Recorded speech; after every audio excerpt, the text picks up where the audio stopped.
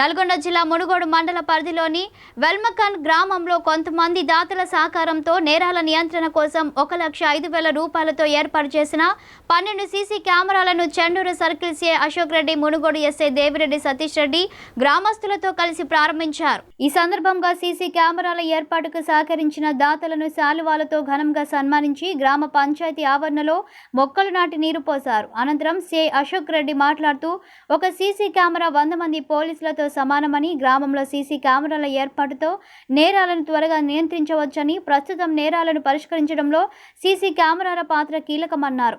వెల్మకన్నే గ్రామంలో 12 సీసీ కెమెరాల ఏర్పాటు చేసుకోవడానికి గ్రామస్తులు ముందుకు రావడం అభినందనీయమన్నారు. ఈ కార్యక్రమంలో sarpanch Chalamala Venkatareddy, MPTC Maraiah, T News ప్రతినిధి బట్టపోతుల ప్రదీప్, కంపె దుర్గయ్య, రావుల ఎల్లప్ప, మైల వెంకటేశం, నూరు మహమ్మద్, భీమనపల్లి శంకర్ భాస్కర్, పోలీస్ సిబ్బంది, గ్రామస్తులు తదితరులు పాల్గొన్నారు.